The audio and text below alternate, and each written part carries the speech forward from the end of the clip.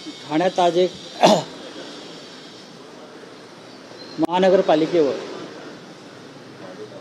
शिवसेना आणि महाराष्ट्र नवनिर्माण सेना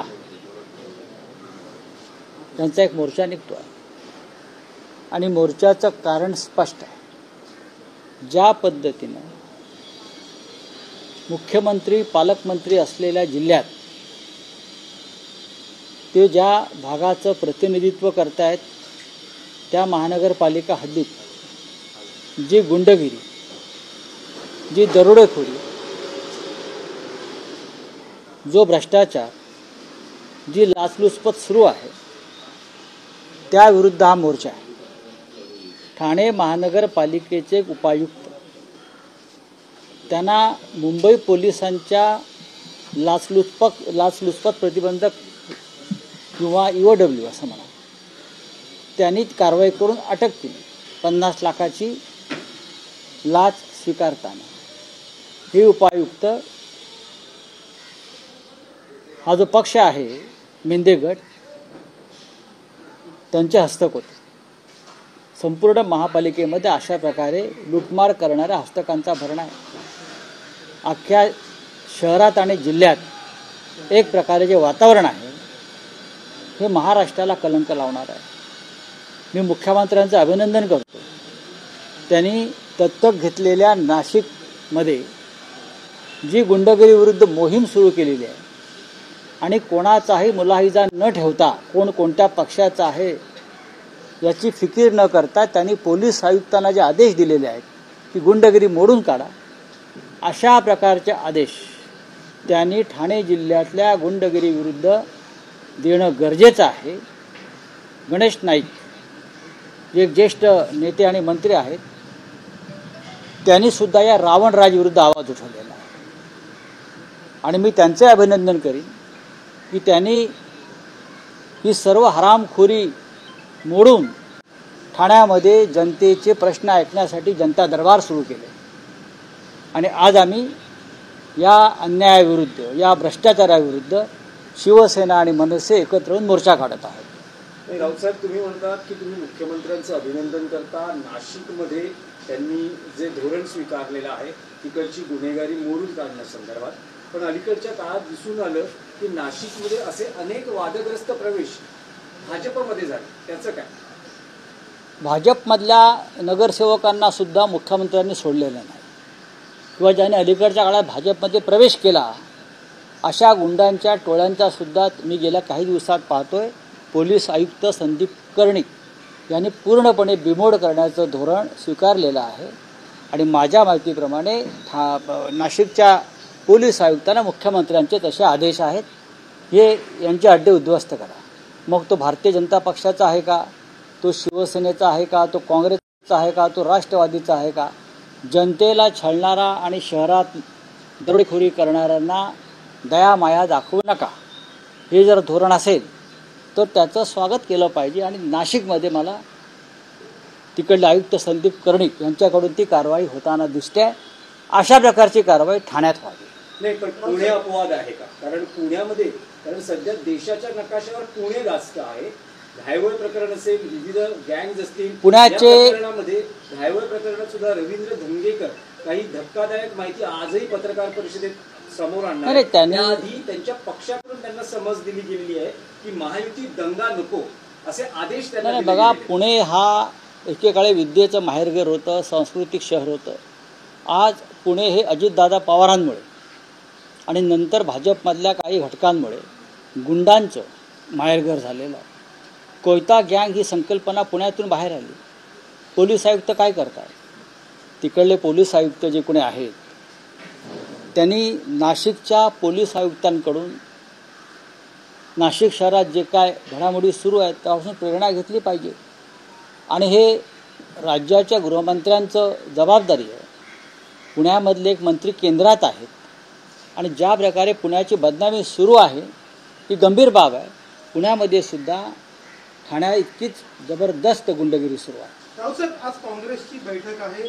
यापूर्वी हर्षवर्धन सपकाळांनी त्यांची भूमिका महाविकास आघाडीमध्ये नवा भिडू नको अशी स्पष्टपणे जाहीररित्या दर्शवली होती। आज बैठक आहे, काय मनसेचा महाविकास आघाडीमध्ये सहभाग होण्याच्या बाबतची काही चर्चा किंवा महाविकास- आपल्याकडे काही प्रस्ताव गेला होता? राऊतसाहेब, आपली चर्चा यातलं झाली. हर्षवर्धन सपकाळांचं म्हणणं असं आहे की महाविकास आघाडी मनसेला घ्यायचं असेल तर तो निर्णय दिल्लीतून होईल. हे तुम्हाला पटतंय? नाही, त्यांचं म्हणणं बरोबर आहे. आणि दिल्लीमध्ये आम्ही चर्चा करत आहोत किंवा आमची चर्चा झाली आहे. कालसुद्धा माझं सरचिटणीस वेणुगोपाल यांच्याशी काही विषयावर चर्चा झालेली आहे. मी राहुलजींशी पण चर्चा करीन, आम्ही उद्धवजी खरगे साहेबांशी चर्चा करतील. प्रश्न तो नाही आहे. उद्याचं जे शिष्टमंडळ आहे ते सर्व पक्षीय शिष्टमंडळ आणि अराजकीय शिष्टमंडळ आहे, हे हर्षवर्धन सपकाळांनी समजून घेतलं पाहिजे. हा विषय एका पक्षाचा नाही. मतदारयादीतले घोटाळे, EVMचे घोटाळे, निवडणूक यंत्रणेतला भ्रष्टाचार, भारतीय जनता पक्षाची यंत्रणेवरची दडपशाही, ह्याच्यावर एकत्रित आवाज उठवणं गरजेचं आहे. म्हणून तर राहुल गांधी यांनी सगळ्यांची मदत घेतली या विषयात. हे एकट्याचं कामच नाही आहे.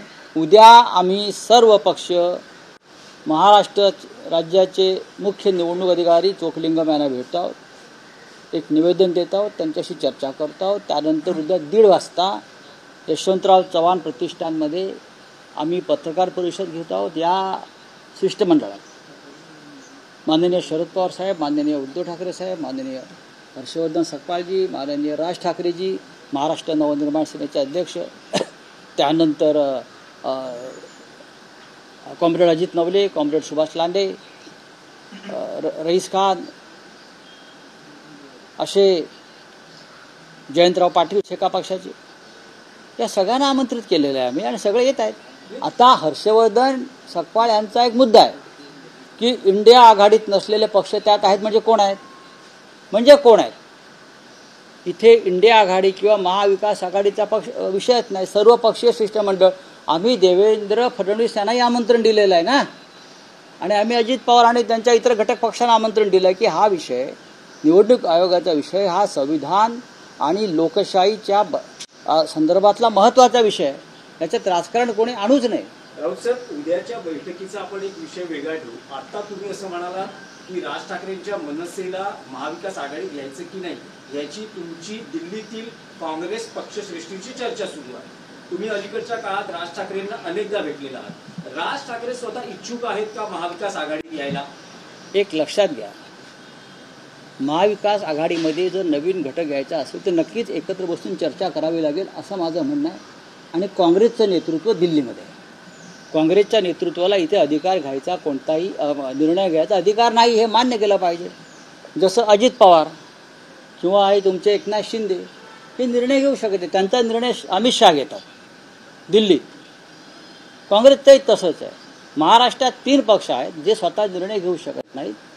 एक पक्षाचे अध्यक्ष खरगे साहेब आहेत, ते दिल्लीत निर्णय घेतील, आणि दुसरे जे 2 पक्ष सरकारमध्ये सामील आहेत त्यांचा निर्णय अमित शहा घेतात, कारण तो त्यांचा मालकीचा पक्ष आहे. ज्यांचं नेतृत्व दिल्लीत आहे ते दिल्लीतून निर्णय घेतील. आम्ही सगळे उरलेले लोक महाराष्ट्रात आहोत, आम्ही महाराष्ट्रात निर्णय घेऊ. आणि उद्याच्या शिष्टमंडळामध्ये महाराष्ट्र नवनिर्माण सेनेचे अध्यक्ष राज ठाकरे, उद्धव ठाकरे आणि इतर माननीय शरद पवार साहेब सामील होत आहेत. स्पेसिफिक प्रश्न आहे, पुन्हा एकदा विचारतो. तुम्ही अलीकडच्या काळात राज ठाकरेंना अनेकदा भेटलेला आहात. असं म्हटलं जात आहे राज ठाकरे आणि उद्धव ठाकरे एकत्र येतील, शरद पवारांना घेण्याचेही प्रयत्न सुरू आहे. स्थानिक स्तरावर शरद पवारांना घ्या अशी नेते पदाधिकाऱ्यांची मागणी आहे. असं असताना राज ठाकरे महाविकास आघाडीत येण्यास तयार आहेत का, इच्छुक आहेत का, त्याची काही त्यांनी इच्छा प्रकट केली आहे का? आता मी तुमच्या माहितीसाठी एक ब्रेकिंग न्यूज देतो. येस, तेच आम्हाला स्वतः राज ठाकरे यांची इच्छा आहे अरे वा की आपल्याला महाविकास आघाडीतला घटक पक्ष असलेला काँग्रेसला सुद्धा सोबत घेणं गरजेचं आहे. ही त्यांची एक भूमिका आहे. याचा अर्थ निर्णय नाही. मी परत बघा मी काय म्हणतोय, कारण प्रत्येकाचं या राज्यामध्ये एक स्थान आहे. जसं शिवसेनेचं आहे, म्हणजे आमच्या बाळासाहेब ठाकरेंच्या, उद्धवजींच्या, महाराष्ट्र नवनिर्माण सेनेचा आहे, माननीय शरद पवार साहेबांचा आहे, डाव्या पक्षांचा आहे. तसंच काँग्रेससुद्धा महाराष्ट्रातला एक महत्त्वाचा पक्ष आहे. काही निर्णय घेताना जसं शिष्टमंडळामध्ये काँग्रेसचा समावेश होणं गरजेचं आहे, ही आमच्या सगळ्यांची भूमिका आहे. ती राज ठाकरे साहेबांची सुद्धा आहे. त्याच्यामुळे तुम्ही जे प्रश्न विचारताय ते निरर्थक आहे.